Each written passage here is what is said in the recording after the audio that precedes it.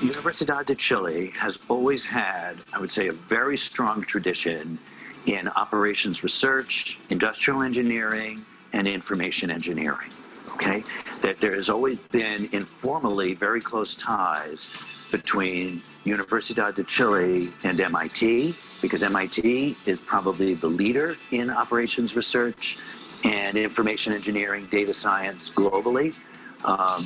But now having a formal alliance and a formal collaboration between these two universities, I would say, is just a natural consequence of their stature in the world. El nivel de los profesores es excelente, a lo que también habla, y creo, del nivel de la Universidad de Chile. El aporte de los profesores de MIT ha sido también muy, muy bueno, no solamente por digamos, por lo interesante de las materias, sino también por la experiencia de ellos en otro país. He quedado muy impresionado por la calidad de los estudiantes. Me parece que han sido extraordinarios.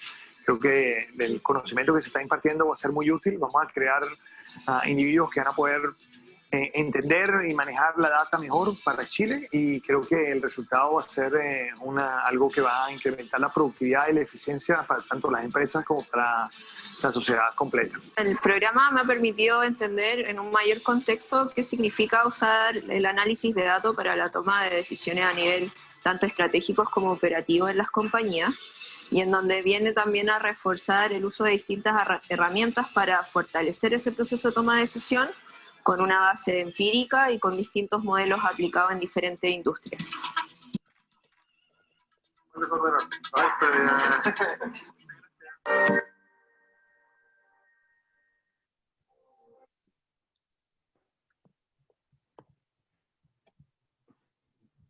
Bienvenidos todos.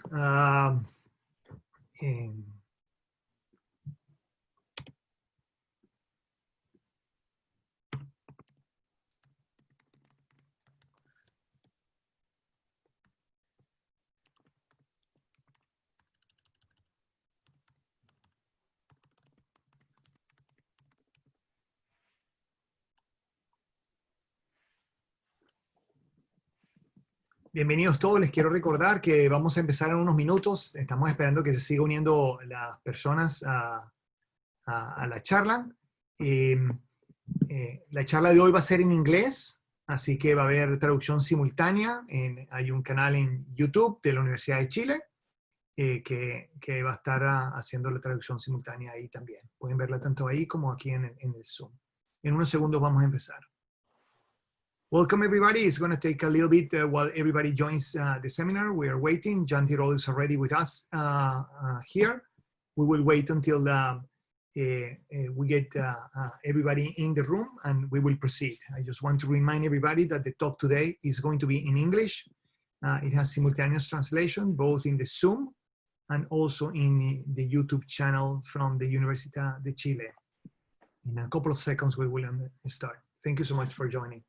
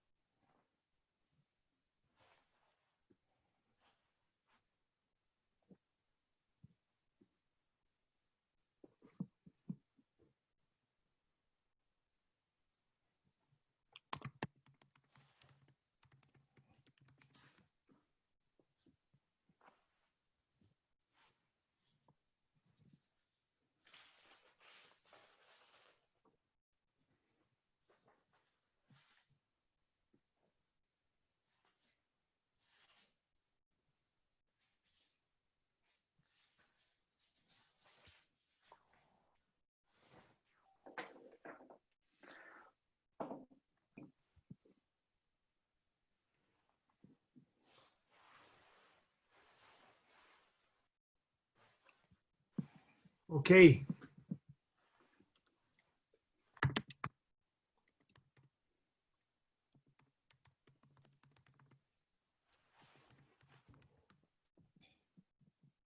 Okay, Welcome everybody to another one of our talks in Latin America. They join talks with the Universidad de Chile and MIT.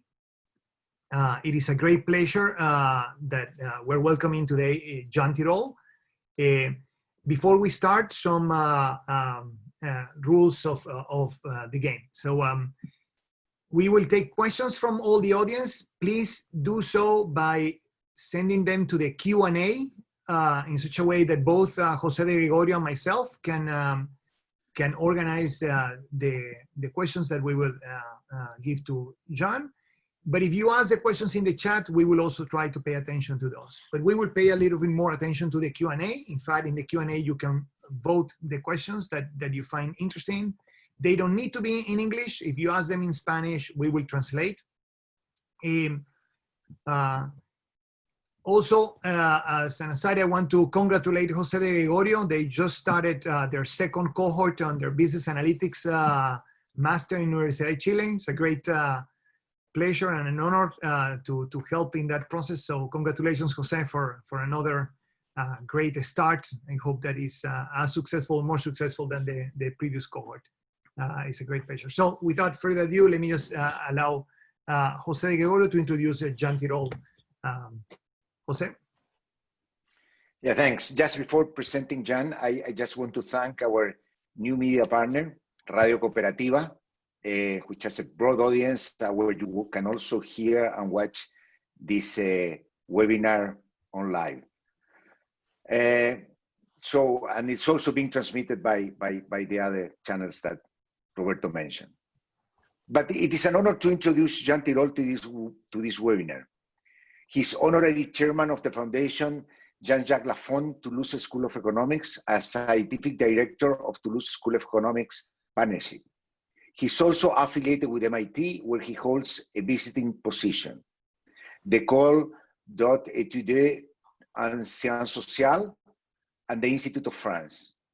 He currently chairs with Olivier Blanchard the Committee of Experts on Major Economic Challenges put together by President Macron. John was the first teacher in the first course on my first day of classes at MIT many, many years ago. It was a course on industrial organization and immediately opened my interest in economics of the information, contract, and game theory. But above all, I realized what a brilliant professor and economist he is.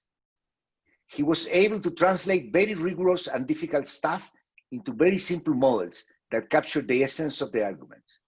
We learn from him that good research is not only about good execution and elegance, but above all, interesting questions, persuasive answers, and long-lasting impact. No wonder he received the Nobel Prize in Economics in 2014, after receiving many other important scientific awards. His contribution to economics and science are path-breaking in many, many areas. Just to name a few: industrial organization, psychology, regulation, game theory, banking, and corporate finance. Rudy Dombuch once told me, Jose, creativity to do real frontier stuff just lasts about 10 years. Someone concerned, I asked Rudy, what do we do next? And he answered, we write books. John does not fit this pattern. He has done frontier work and written scientific papers for almost 40 years. But in addition, he has simultaneously written 12 scientific books used to teach in many grad and undergraduate courses. His most recent book, Economics of the Common Good, is, in my opinion, a masterpiece that can be read by a broad audience. It is one of those books that when you are finishing it, you start reading slowly because you don't want it to finish. Let me just conclude mentioning what he said at the beginning of the book. After winning the Nobel Prize, many people asked him about many things in economics and its usefulness. And he explained the purpose of the book, and I quote, to share with the public my passion for the discipline and to explain how scientific knowledge can guide economic policies and help us to understand the world we live and we will live in. Welcome, John, and thanks for being virtually here. Well, thank you, Roberto, and thank you, Jose, for those extremely kind words. And I would like to thank you also for the invitation at the Universidad de Chile and MIT. I see many people have joined. It's very nice from many countries, and welcome everyone. So I'm going to try sharing some slides I'm going to comment upon. So let me do this. Okay, so I trust you can see the slides. Is that okay? Okay, so I'm going to discuss some aspects of the economics for the common good and maybe put a little bit more emphasis on health than I will usually do. And of course, because of COVID, we have to think about that dimension. I mean, we had to think about that dimension before, of course, but with COVID, it's even more pregnant. So let me start with a broad introduction. So, okay, the broad introduction about the common good is just a simple observation that we economists are all aware of, which is that there are many situations in which we citizens, companies, the governments, and the countries actually have interests that diverge from the general interest. So we as citizens, we pollute too much, we drive too fast, we refuse to vaccinate our children, we overconsume antibiotics. Businesses may take risk, for example, a bank, and which might jeopardize jobs and public money, of course. They may abuse their monopoly power.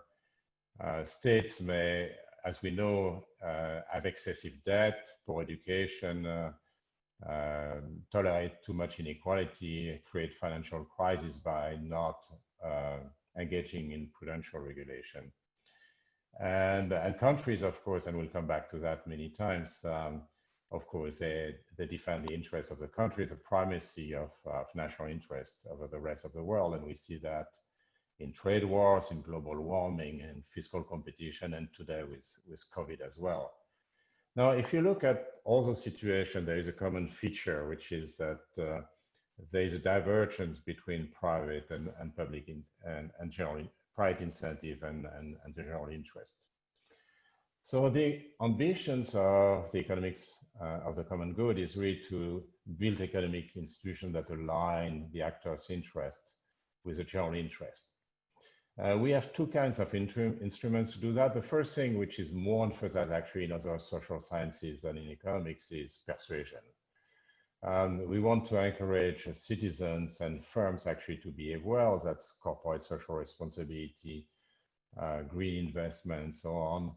We want to design norms-based interventions. So try to change a norm by releasing information either about facts about how damaging a behavior is or about the general feeling in the population about this behavior. So the idea is to boost awareness of the consequences of individualism and selfishness. But there are limits to that, of course, and limits you just have to look at global warming. I mean, we have been exhorting people and countries and companies to actually emit less CO2, greenhouse gases more generally. And after 28 years, not much has changed. But I could have other examples like corruption, tax evasion, and so on and so forth. So basically, it's one thing to try to change a norm, but it's not always easy to do that. And in general, you will need incentives in order to put this general interest back in the center. Now, that doesn't mean that norms-based intervention don't matter. And sometimes, of course, you can combine them with incentives. So I'm really amazed in countries like France or Spain and maybe Chile, I don't know. I would never have predicted that campaigns against smoking will be so successful. Smoking in public places, of course, not everywhere, but I think there have been incentives, of course, but there also have been a change in the norm. So the norm is better internalized now. Now, how do you define the common good? The best I have, to be honest, is an old tradition in philosophy and economics on the veil of ignorance. It's a very simple thought experiment. So imagine that you are not born yet. So you don't know whether you'll be a man or woman, where you'll be born in a rich family or poor family, whether you'll be born in Santiago, in a small village, whether you'll have good genes to be in good health or not, and so on and so forth. And you want to ask yourself a very simple question is, in what kind of world would I like to live? You know, it's a very simple question. Now, if you pose a question like this, it's a little bit dangerous because, you know, I would like to live in a world where everybody is nice and the citizens are nice and the corporations are nice and the governments are nice and the countries are only one. That's not the world we live in because there are incentives. So it's not a la-la land. And actually, if we just think about a world without incentives, you get the wrong thing. And, you know, for example, if you think about the Soviet Union, they started with a lot of idealism and the myth of a new man. So you can just change people. And in the end, they predictably actually ended up with a totalitarist regime and a very impoverishing form of societal organization. So, you know, you also have to take into account incentives. But even this very simple question, which is not completely easy to answer, of course, but still delivers a lot of things which have to do with insurance, broadly speaking. So health insurance, why do we want to have general universal health insurance? Well, simply because the market will go against solidarity. If I'm in good health, I will get a very low price on my health insurance. But if I'm in bad health, then it's going to be terrible. And it's going to get even worse with genetics now and AI. You want to be insured about, you know, against shocks in where you are born or in which family you are born. So a right to education is very fundamental. Of course, a right to good education is very fundamental. You want to correct various forms of inequality, like gender inequality. You want to promote religious or ethnic tolerance and so on and so forth. But also, you also want to promote efficiency. So think about the fight against monopolies and abuses of dominant position and so on and so forth. It's just something that you would like to, those abuses of dominant position and so on, you want to get rid of them behind the veil of ignorance. Same thing, you want your bank to behave properly with your money and so on, so you need banking regulation. But of course, you don't have to prejudge instruments. So in my home country, for example, often people think about an instrument, and this instrument actually can go against the common good and against all the goals which are the goals that are determined, but just because it has become a kind of symbol. So this is bad. We need to assess policies by the outcome, not by how they reach those outcomes. And of course, with a long-term vision, because one of the basic things about the common good is also, you know, part of it is also to take a longer-term vision. I mean, we're not very nice with our children, to be honest. You know, if you think about global warming, poor education, and large public debt, pensions, and so on, it's not very nice to our children. Let me say a few words. And of course, you know, what we want to do is to have a discussion. That's probably more interesting than listening to me. But the second item in this presentation will be about the morality of markets. As you know, there are lots of attacks on economics with an equation: economics equals markets. And the civil society, religious organization, and many other people actually are very distrustful of markets and more broadly of incentives. Philosophers have this bone of contention, but with, of course, very different viewpoints. So two famous books by famous philosophers, they have almost the same title, but if you read them, they are actually quite different. Michael Sandel and Deborah Satz. Michael Sandel is at Harvard, and Deborah Satz is at Stanford. They have almost the same title and basically the same starting point. Probably the one which sold much better was the Sandel book, and he says there's a lot of wrong things with markets. So just written down there. a wide range of goods and services, including babies for adoption, surrogate, motherhood, sexuality, drugs, military service, votes, organs for transplantation, are not to be commoditized through markets. No more than friendship, admission to elite universities, or Nobel Prizes are to be bought, or genes or other life forms to be patented. Okay, so if you read this like this, it sounds kind of convincing, but I would argue that you have to dig a little bit deeper for a couple of reasons. The first is that what's wrong with what's wrong. The first is that personally, I'm always suspicious of moral postures, because feelings of repulsions are an unreliable source of ethical inspiration. So I'm not saying there is no role for indignation. Indignation can be useful. It can be a warning signal, but it should stop there. It should say, oh, there might be something fishy there. And then you have to think harder. And one of the reasons why I'm worried about moral postures is that very often such assertions are used to override the freedom of others. So such moral postures have been used over centuries, for example, to restrict sexual acts between persons of the same sex or persons of different races. It was a moral stance, right? And nobody was asking, where is the victim there?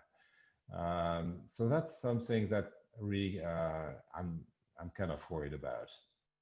The second reason is that markets exist. Okay, we should not put our head in the sand. We should not be an ostrich.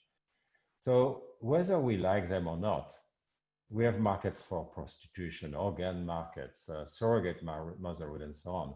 So the question is not to declare they don't exist, because they do. The issue is really how to regulate them or prevent them if we so decide. This being said, I have some sympathy for many of the criticisms, but I do think that economics is a moral and philosophical science, contrary to the cliche. What's wrong with markets actually must build on the identification of market failures, which is a central task of economics. So let me go through that in a little detail.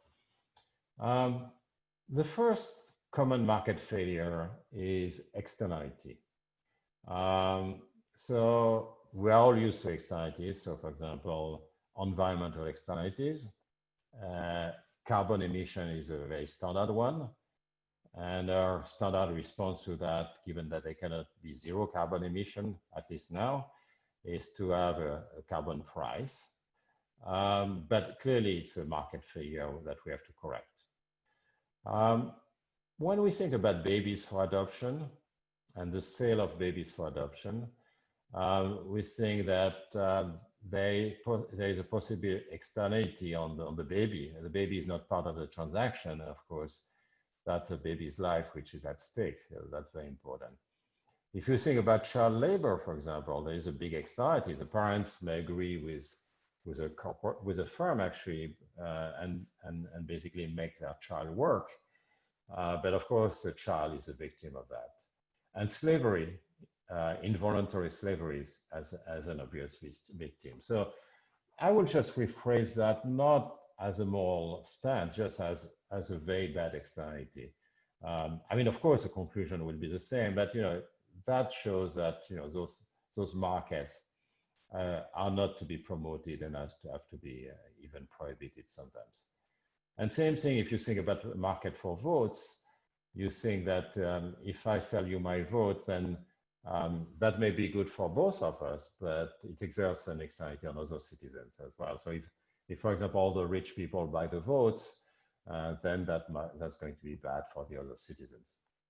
Now, more subtle is image externalities. So image externalities, let me give you an example.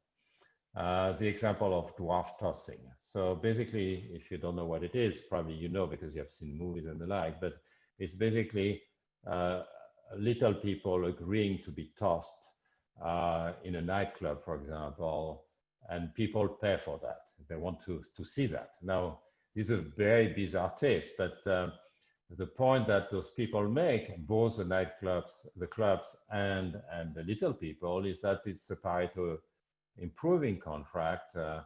The club can charge more for that event, and the little people say it's my living, and it's not dangerous. Actually, it seems like it's not very dangerous because they are heavily protected, and that has existed in many countries. Actually, there was a French Supreme Court decision like 25 years ago about such a case, and the argument was basically made for allowing, but the little people, the little person, saying it's my living. You are depriving me of my living, and why do you do that? And the reasoning of the Supreme Court was really to say that it was damaging for other little people because it gave a bad image. Okay, so if an argument has to be made against that, it's probably, given it's not dangerous, it's an image anxiety. And you can say the same thing for prostitution, for example. The same thing occurs with prostitution.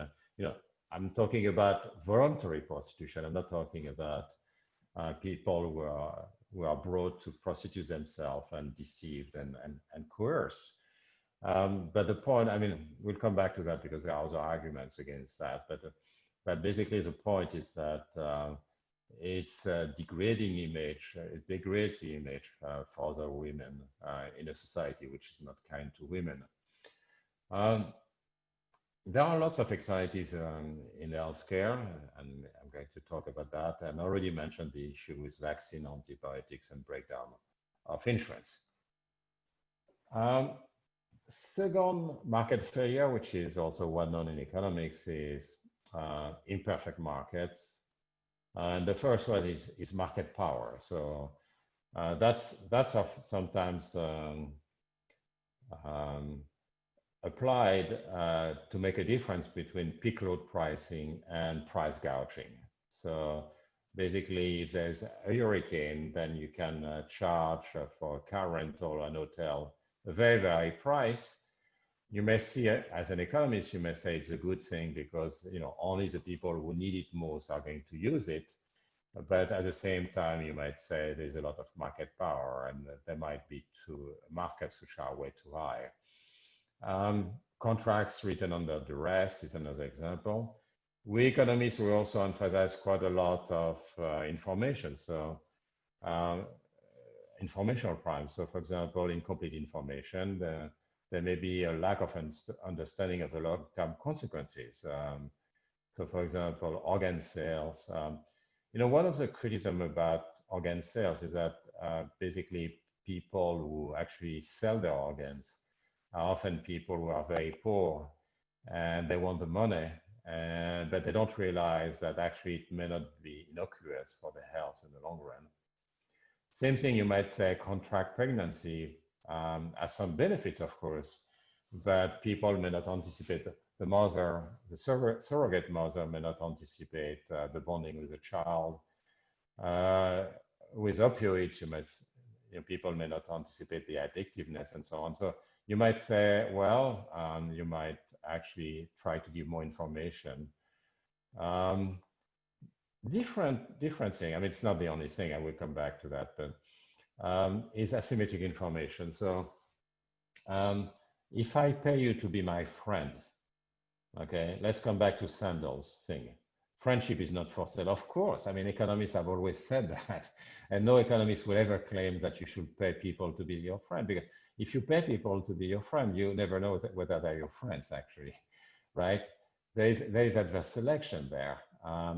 If you start charging too much, not for tuition, but for succeeding in exams, then you are going to get, basically the signal which is sent by graduating from MIT or Universidad de Chile is going to be meaningless, of course. It's just information economics. And, if you charge for the Nobel Prize, I don't know if it's meaningful, but at least I'm quite sure that if you start charging for getting the Nobel Prize, it's going to be totally meaningless. And same thing for love. So we all know about that. It's just asymmetric information and information economics. Maybe more interesting is internalities. So internalities are about adopting behaviors which are not optimal for the person himself or herself. So the failure to pursue self-interest, that's basically willpower or self-control. And let me start, I mean, it's well known for drugs, alcohol, smoking, junk foods, and so on. I mean, there are lots of applications in economics and in psychology on that. An interesting example is actually voluntary slavery.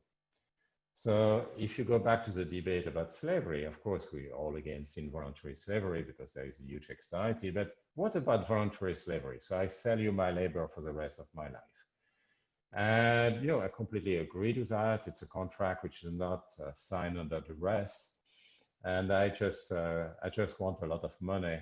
And in exchange, I will basically provide you with labor for the rest of my life.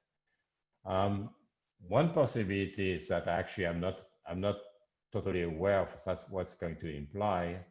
So I may be imperfectly informed about what's going to imply. But more importantly, maybe I'm going to be very short-sighted. I'm not going to exercise self-control. I want the money now at the detriment of my future selves. So it's basically an anxiety on my future incarnations. And same thing with organ sales. You might say, okay, I'm willing to sell my kidney for $500 because I'm very poor and destitute and I want to feed my children and so on.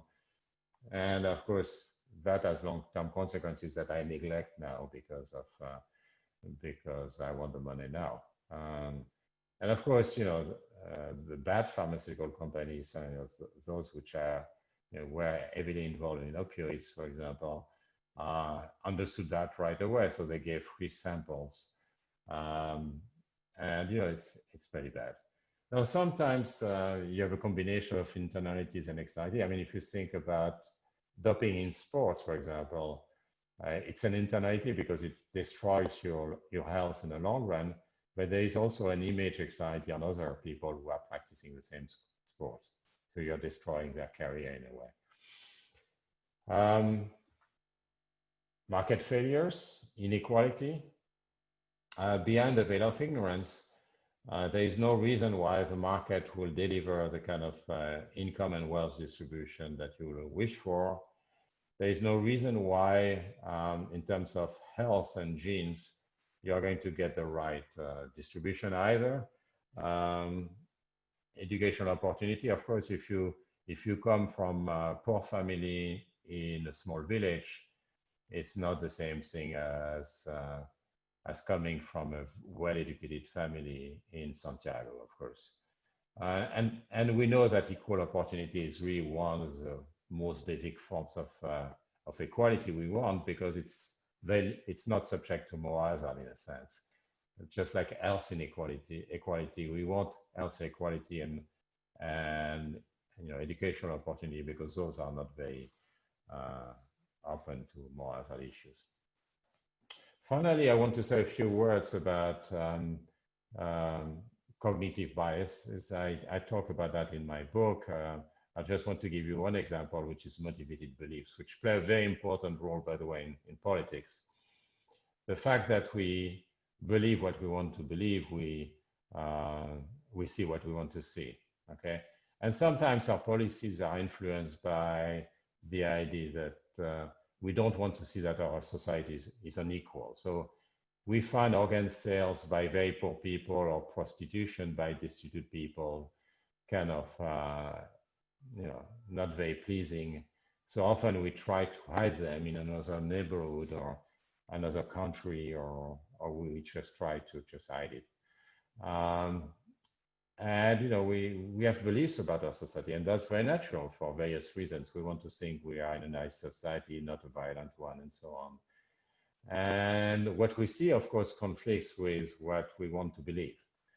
And actually, there are some funny episodes, like in France, 1981, the capital punishment was abolished. But before that, from 1939, the executions were not in public anymore. Until 1939, they were in public, but then in 1939, there was a public execution at 4 a.m. where lots of people came with their children and rejoiced and so on, looking at this very violent event. And then the government reacted by hiding the pictures and all those things. And and that's very important. Motivated beliefs constrain policy, and it's very difficult. So we have this problem with homeopathy in France. Many people in France believe that it's efficient, which forces the government and also complementary insurance schemes to actually reimburse a fair amount. And it's very hard to debunk. So that's part of the thing. Now, markets very often fail. Actually, much of our work in economics is about market failure, but we have to realize, of course, that government fail all the time as well. They are captured by lobbies, they pander to the electorate, so they just, very often they are just followers, opinion followers. They just do what the opinion wants them to do, even so they know that it's bad for the population as a whole. So they engage in short-termism because they want to be reelected. And sometimes even if they are well-meaning, they just cannot correct things because things happen in another country and there's not much you can do. Now, my own view about the government is that the modern state is that the market and the state are complements as opposed to substitutes. Many people on the right, on the left, and so on see the market and the state as being substitutes. I see them more as complements. The market has lots of benefits in terms of efficiency and incentives, but there are also lots of market failure, and that's where the government must step in by setting the rules of the game and intervening to correct market failure.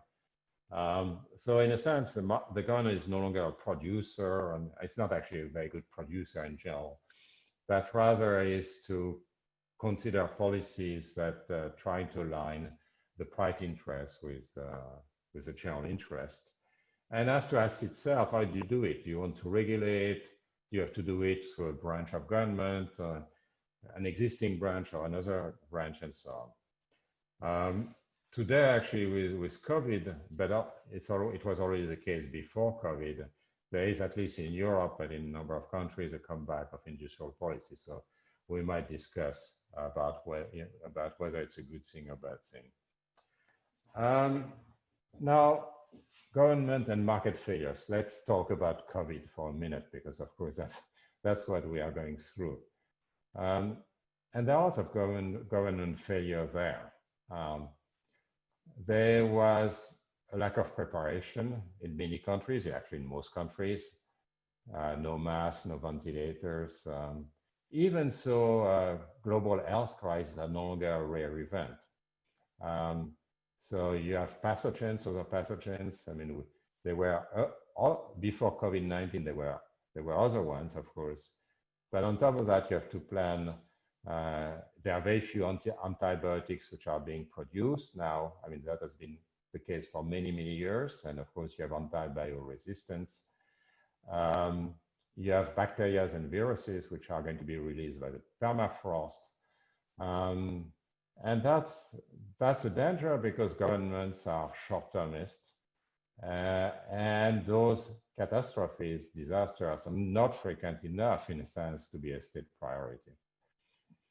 The other failure of the government, of course, is that the national interest is paramount. We have seen under-reporting, limited information, lack of lockdown coordination among countries which are nearby.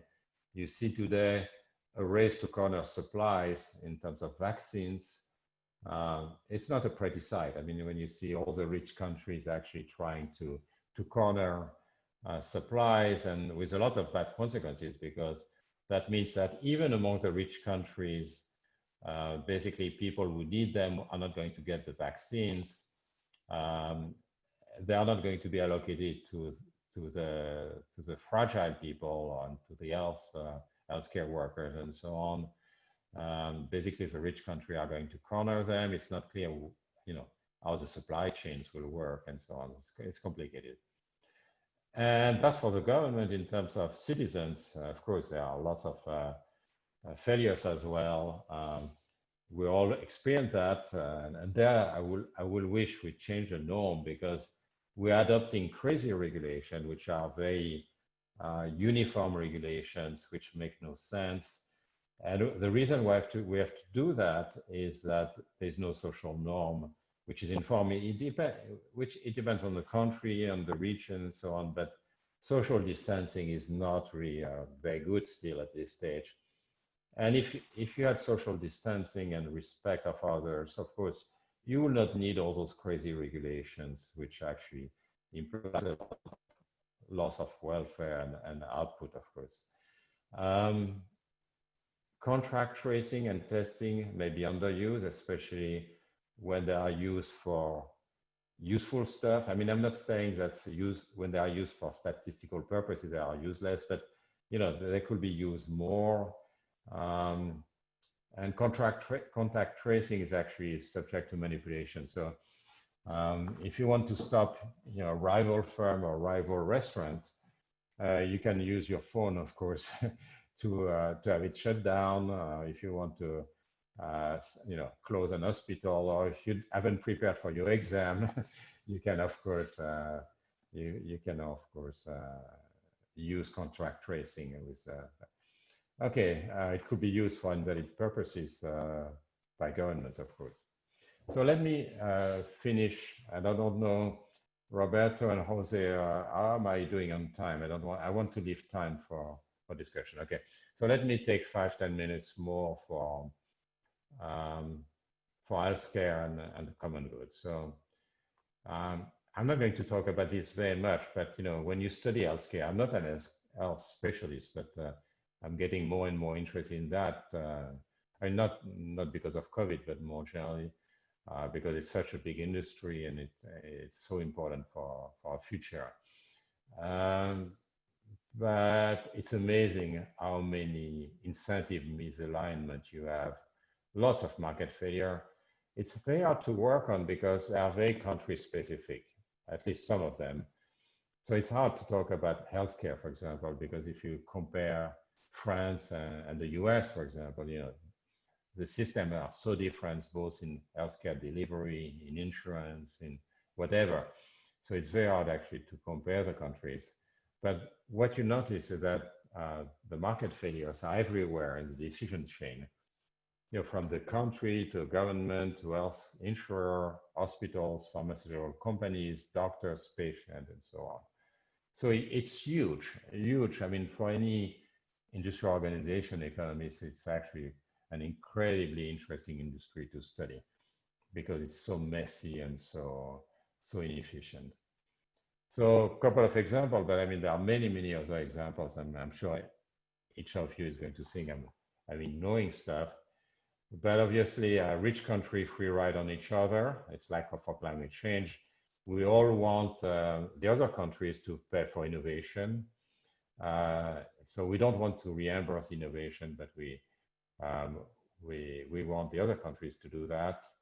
Many countries use external reference pricing, which is a clever strategy, but of course, as a consequence that, so for example, if the US use external reference pricing with Canada, then the price of drugs in Canada is going to be much, much higher. It may fall a little bit for the US, but it's going to be a terrible anxiety on Canada. So basically, external reference pricing is basically comparing the price to a basket of prices in other countries. Neglected markets. In terms of delivery, you have medical wastelands. Maybe with AI, it's going to get better. The innovation is geared towards solvent clienteles. And it's easy to accuse pharmaceutical companies, but in the end, those clienteles which are not rich, or there are not many people who suffer from the disease, it's an orphan disease, they are not very profitable, and therefore the government has to intervene, try to encourage the private sector actually to invest in that area. So it's terrible, but there is very low investment in developing vaccines for malaria, TB and other strains of HIV and so on. And orphan disease, of course, are neglected. And the government has to do something about it. Of course, there's some of that going on. There is more hazard in the healthcare system, pharmaceutical companies, and so on and so forth. That's well known. And let me finish with physicians. And actually, my father was a physician, so it's a profession I love, and lots of people during the COVID crisis were wonderful. We have applauded them I don't know if it has happened in Chile, but in all over Europe, people were applauding the caring profession from the balcony and so on at night at 8 p.m. And it's true that many of those people have behaved in an incredibly credible way toward the common good. At the same time, we should not forget that doctors often in many countries, they overcharge, that pander to the patients. In my home country, if you want to have a certificate for sick leave and not work for a while in your company and use the social security system for that, the doctor almost systematically will give you such a certificate, even if you are in good health. There are conflicts of interest, and the opioid crisis was, of course, if you have read all those books about the opioid crisis, it's pretty clear. Insufficient knowledge of this, so sometimes physicians, especially general practitioners, learn at school and then they don't have their knowledge. Some of them do, of course, and it's a remarkable profession. I don't want to blame them and to criticize them. I mean, are we better profession? Probably not. But I'm just saying, everybody is human. Everybody reacts to his or her own incentive. And also you have a very wide heterogeneity in ethical standards. So, we have to qualify this and think about the incentive in the first place. Now, as economists, we know that health economists are engaged in a very difficult dialogue with the public, with politicians, with civil society. They promote cost-benefit analysis, basically trying to assess trade-off in the domain of health. So the instruments, for example, they try to compute the value of a statistical life. It's a marginal rate of substitution between money and mortality risk. And there are various ways of measuring that. It's used in some countries like England in terms of dailies and quellies. But this is something which is heavily criticized around the world. Now, to defend a little bit those who do that, there are benefits of cost-benefit with our cost-benefit analysis. Basically, it's a coherency objective. So, you don't want to use policies that cost a few $100 that are not implemented, and then you're going to spend 100 million on saving a life. That's not right. You have to compare the cost. At some point, you have to compare the cost of saving lives. And that requires considering trade-offs. It's a little bit unavoidable. So any hospital director, for example, engages in those trade-offs, never speaks about it. But of course, you have a limited budget. So you choose equipment, you choose treatments, and you know pretty well that you are going to save some people who have this illness and sacrifice other people who have another illness, because you make choices in equipment and treatment and allocation of doctors. Whenever you award legal damages when somebody dies, for example, of course you make some implicit computation of the value of life. If you enact safety standards, if you design a transportation infrastructure, if you buy a car, you have a value about your life. So you could spend $10,000 more on a safer car and protect your children. So if you don't, that means that maybe you don't have the money, but also that also means that you put an implicit value of life on your children. And it's very hard to say. And, even myself as an economist, I feel very uncomfortable about saying it. But the point is that we should not be ostracised. We do that every day, whether we are an hospital director, household, and so on, the government, a lawyer. We do that every day. And in a sense, we have to rationalize a little bit our policy. So, and that has come to the fore also with COVID. So in Europe, for example, we didn't have enough ventilators in Italy, in France, and so on. And basically, the doctors had to choose. So of course, if you were an 80-year-old, then you were less likely to get the ventilators. So at that point of time, there was a little bit of discussion on TV about this, which was very unusual. The doctors had to choose, and of course they chose, you know, basically if you had a cancer and COVID, then, you know, you were sacrificed because you would have died anyway. So there was some kind of thinking about it.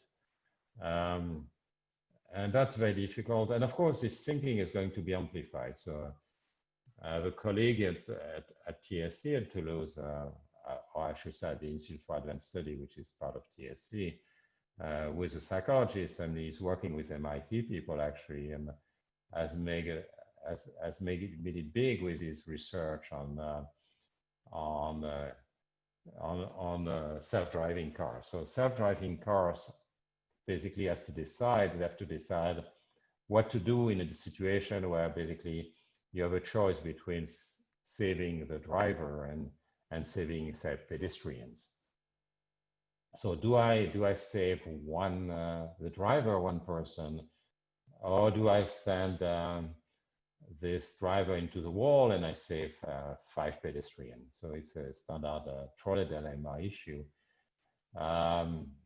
which is an old thing in many fields, including philosophy. So the standard thing in the medical domain is that, will you, as a doctor, kill one healthy person, take the organs, and basically save 5 people who are waiting for the organs and will die otherwise? And I think 99% of doctors will tell you, no, I'm not going to kill one person to save 5 people. Of course, we are worried about abuses, but this is not the point of the exercise. The point of the exercise is a thought experiment. Imagine there is no abuse. And indeed, those 5 people who are going to get the organs of this person are going to die if they don't get the organs. So there's no abuse of the situation. Well, most doctors will tell you, no, I'm not going to kill 1 to save 5. And, you know, this is respectable, but, you know, at the same time, you ask yourself, is that the right choice? And I've always asked myself in the Tirole dilemma. And, you know, that's a difficult thing. So coming back to this research by Jean-François Bonnefond and the MIT researchers, they asked people, do you think it's right actually to sacrifice the driver of the car to save 5 pedestrians? And in that case, they say yes. Most people said yes, we should sacrifice the driver of the car to save 5 pedestrians. But then the next question was, do you want to have regulation of the software which is in your car? And, you know, many people answered, I want to save 5 people, said, no, I don't want my car to be regulated by the government. And of course, you know, the bottom line is that, okay, I'm declaring myself in favor of the highest number, but as a driver, I don't want to be sacrificed. I want to kill the 5 pedestrians. That's what it means. So it's actually very interesting. And that's going to come up more and more, because right now, we make that decision without thinking about it in a split of a second. But with a self-driving car, it's a software which is going to make the decision. And it's a very cold decision, right? So we have to face this kind of Tirole dilemma. Now, I'm not saying that cost-benefit analysis has no flaw, and you know, it has a number of flaws. But before I discuss that, let me just say, even if you don't like cost-benefit analysis, that's your right. But you have to ask, what is a counterfactual? And you know, there are various counterfactual, and you really have to make it precise what mechanism for the allocation of resources you're going to use. There are limits, of course, to cost-benefit analysis, and it's based on utilitarianism to some extent. And you know, we economists tend to like utilitarianism, not all of us, but you know, people have criticized. You know, behind the veil of ignorance. I always come back to behind the veil of ignorance because really that's the best I have. I don't have much more. I think I will save the 5 pedestrians and basically kill the driver. You know, I have 5 more. I have a chance which is 5 times higher of being a pedestrian than of being the driver. So except if I buy the car, which is different, you know, and you know, I think it makes sense. And you know, if I'm old and in bad health, then I think the ventilator should go to someone who is younger and better health. And but it's difficult because, you know, there are issues. So for example, there are issues with, you know, for the older people, it's of course very painful to have this kind of choice, of course. But you can have the reverse. So for example, when we introduced airbags a long time ago and mandatory airbags, you know, the debate was about making airbags mandatory in cars. And the debate then was about, okay, the airbags are going to save many lives in cars, but at the same time, there will be a few children who are going to die. So basically, the decision was to sacrifice a couple of children for the welfare of many adults. Okay, in that case, that was a reverse. You know, that was in favor of the youngest. It's difficult. Another criticism of the value of statistical life, of course, is it heavily reflects income across individuals and also across countries, because often you look at the marginal rate of substitution, looking at other behaviors or across country, how much money you spend in hospitals and so on. You look at the choices to try to infer the marginal rate of substitution between money and life or health.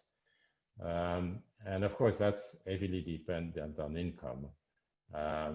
It's very useful in a sense because it introduces coherency in choices, but at the same time, of course, it reflects unequal income distributions. But of course, we are back to the other thing, to the other issues. And then I'm not saying, and let me just clarify this, you know, there are lots of critiques of the economic approach. So what I argued is really that lots of those criticisms are based on some misunderstanding of what economics is about. And you know, most of those things are actually based on misunderstanding of what is a market failure.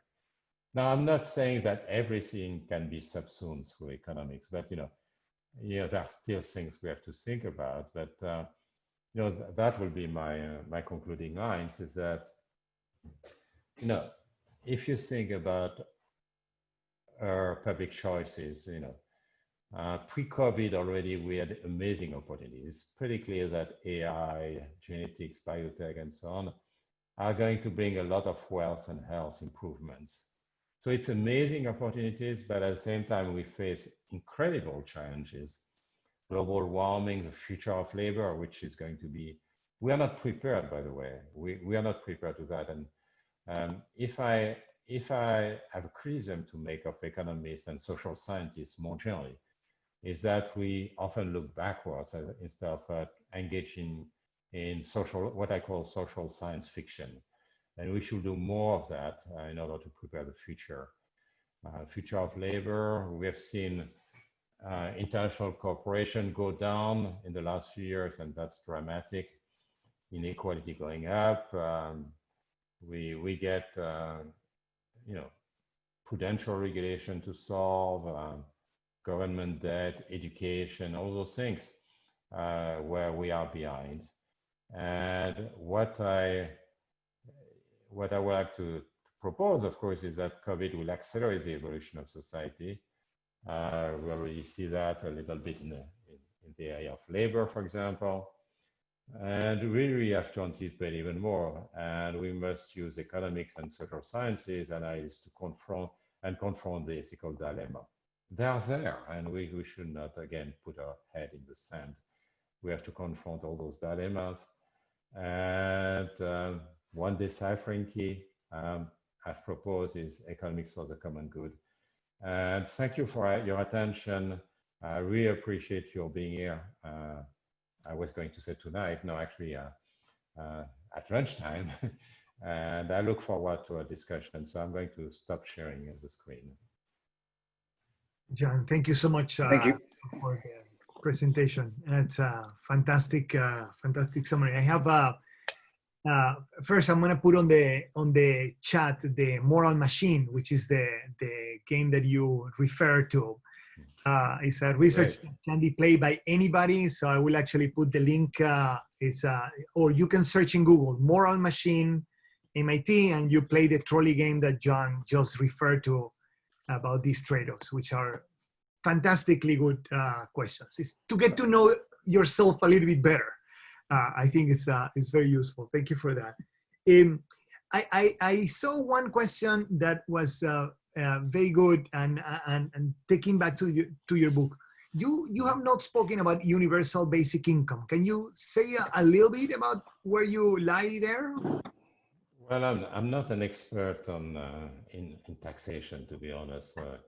There are people who have studied that and know much better than I do about it. The universal basic income, my view is that this is something that already exists in some way.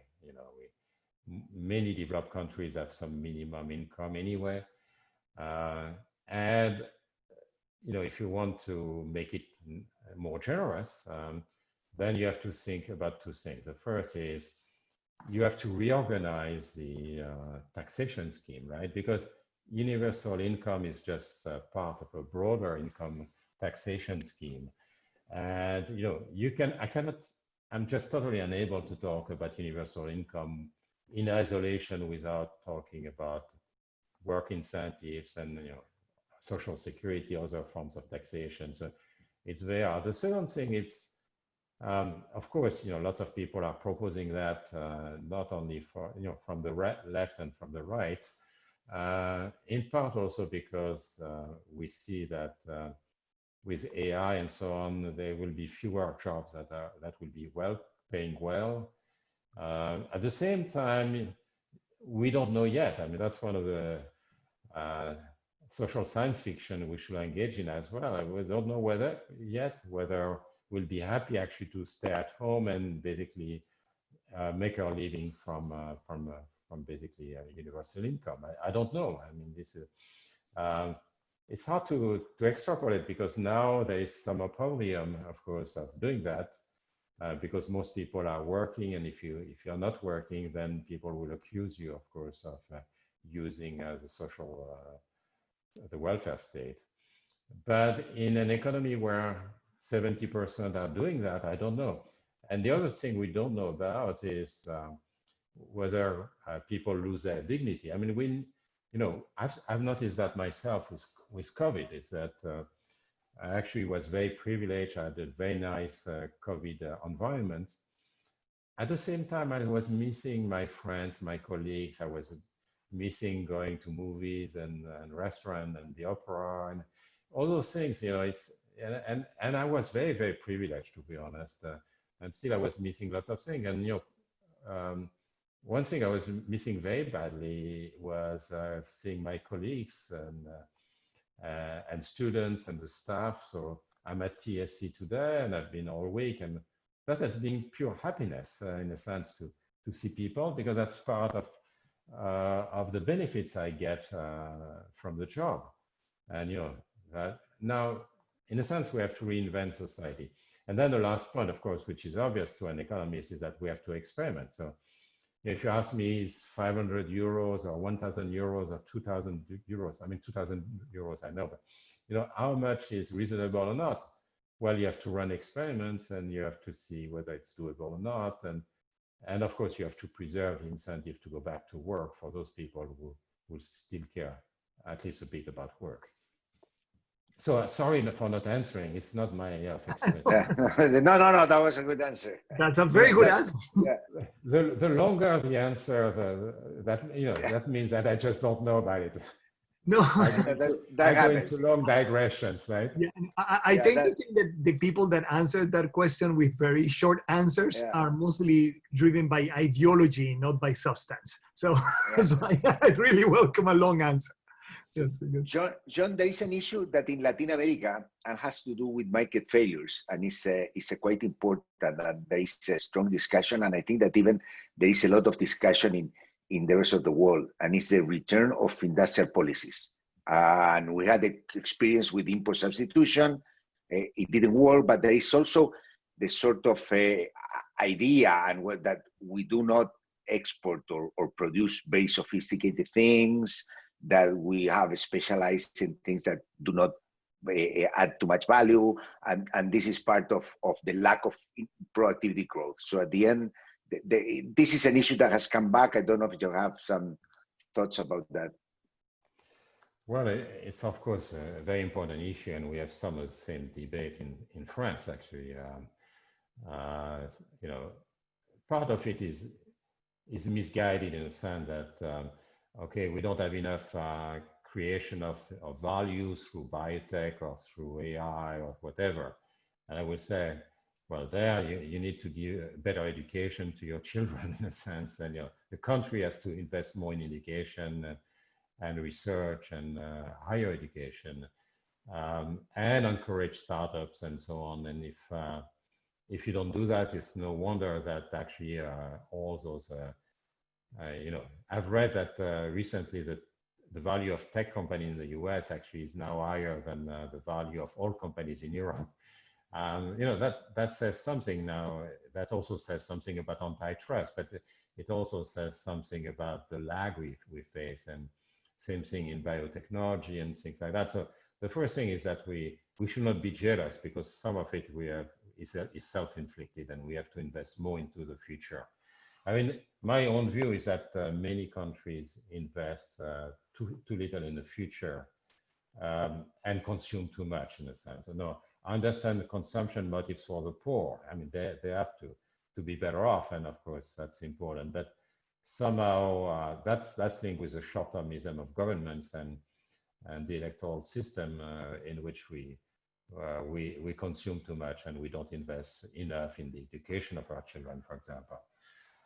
In terms of industrial policy, let me just define it first, because there are policies about helping industry, but they are kind of neutral. So think about R&D subsidy, for example, or carbon tax.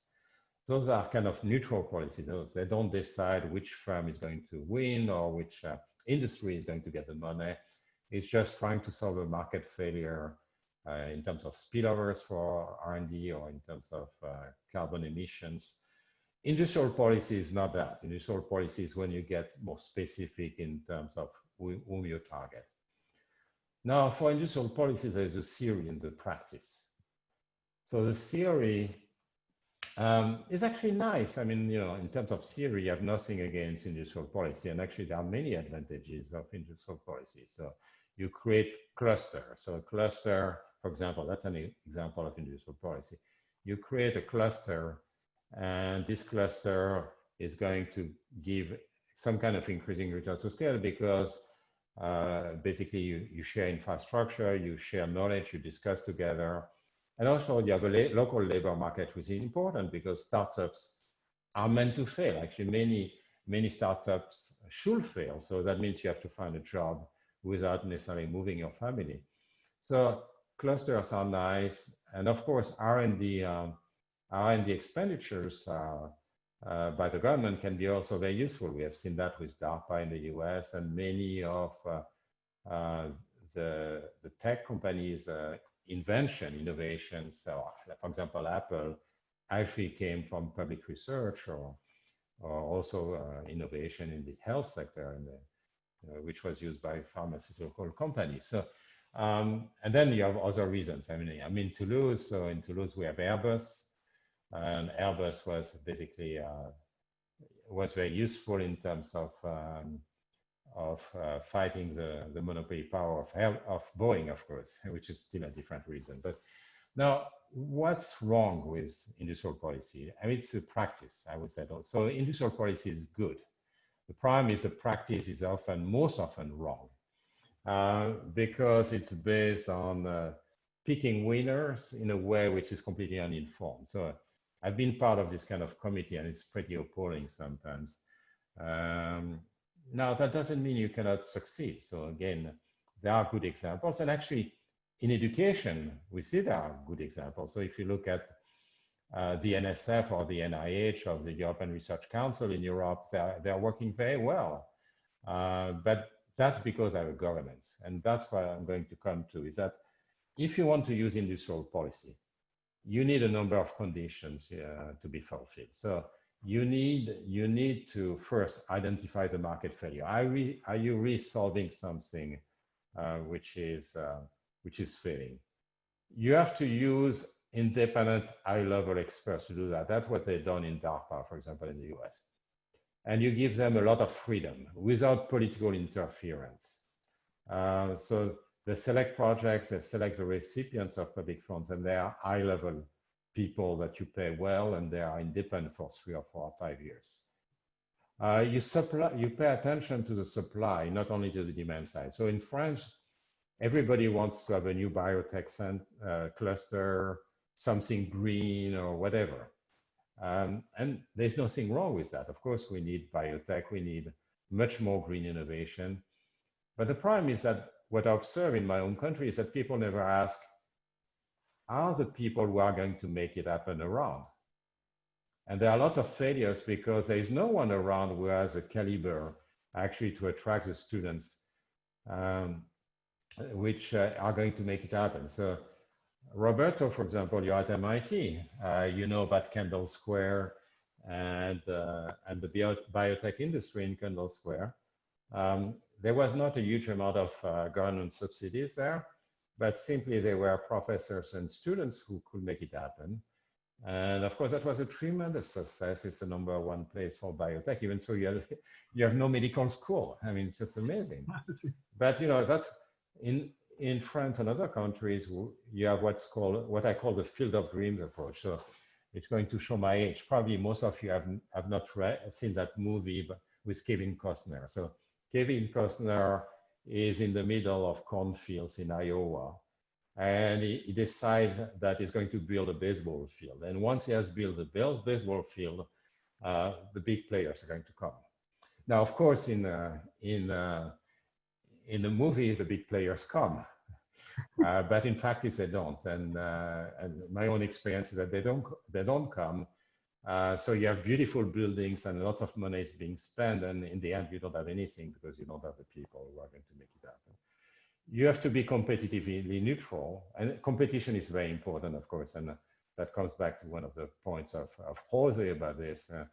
You know, the risk is, of course, is that you get rid of foreign competition. And on top of that, you select national champions, and then you have a monopoly or a tight duopoly, and then you have no competition anymore, and you have a quiet life, and this is terrible.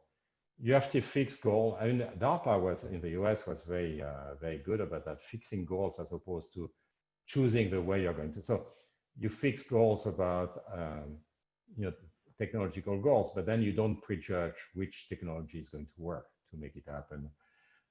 You evaluate programs, you stop. What the government is very bad at doing, local governments like national government, they are very bad at stopping projects which don't work. Some of them have actually told me, look out how good we are. After 5 years, there are still 95% of our startups alive. And I said, you know, you just got it wrong. If you have 95% of your startups alive, then that means that you maybe you're selecting them well, but you know, it's just not exercising your governance rights. You might want to involve the private sector in the, you know, maybe with a better share, but you know, you want to avoid white elephants. And then the last is a self-serving comment is that you have to get better universities. It's very self-serving, but I do believe in it. And you know, in some of the countries, a number of countries, the universities are not good enough to actually fight in the international competition. I'm taking notes. This is very good, as always. Thank you so much for fantastic. Well, this will be recorded, and you can hear it again. Yes, yes. It is actually recorded, and they will be shared again. Yeah, I think that, let me add one to that one that you didn't mention, is just when you design a policy, you should think about how success looks like and what will make you believe that you have failed. Like, what is the measure plan B to start. No, that's implicitly what you said. So, and we as economists, we have a responsibility here, because my own experience is that we go and see decision makers, ministers, and so. And sometimes they're actually well-meaning and they understand what you are saying, and then they adopt the policy, but then they give it to some other people because they cannot look at the implementation, and then that goes in the wrong direction because other people are just were not briefed and so on, and or they have their own goals, and then the policy, which was a good policy to start with, becomes a very bad policy, and you feel bad about it. And then they are stubborn and keep it. Yeah, following with the discussion on industrial policy and all of these policies and innovation and TFP, there is an issue which you have worked and it came in with some new recent papers at Jackson Hole, and the discussion of patents, innovation patents as a way of creating market power, or patents as creating incentives for innovation. How you see that tension? And especially we have seen it in the pharmaceutical now. Yeah, it's a very difficult issue. I mean, we know that we need intellectual property to have an incentive to engage in innovation. So you mentioned the pharmaceutical industry, finding a new drug, getting approved and so on, may cost $100 million, sometimes $1 billion, and it can be very expensive. And of course, you want to make up on average for that.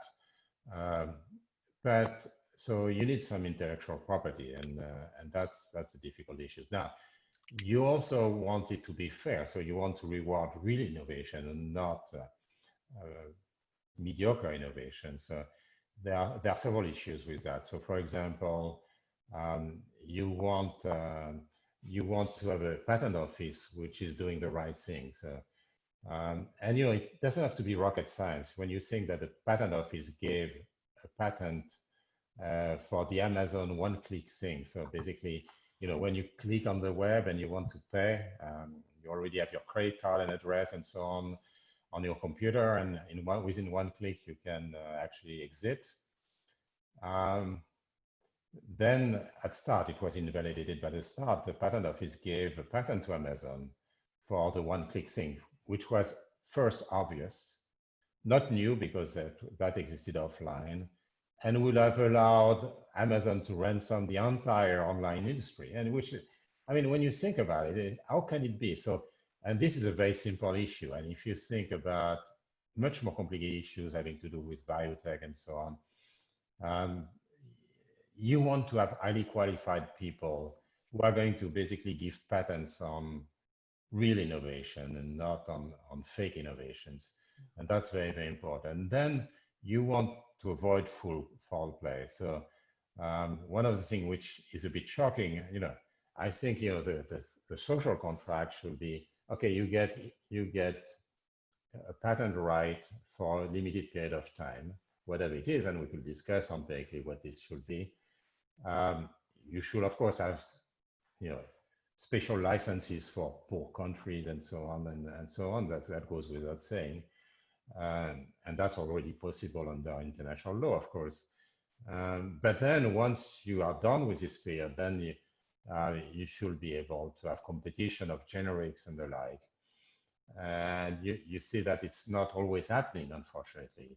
And that's something which is not, this is basically profits not based on innovation, but based on lobbying and strategic patents and the like. And that's something which is not very pleasant. So yes, we need intellectual property, but we have to do it right. Well, yeah. It's 1:20 here, John. You have been way more generous than we deserve. So we have many questions, and we will just collect all the questions and send it to you. We had many questions both in the chat and in the Q&A.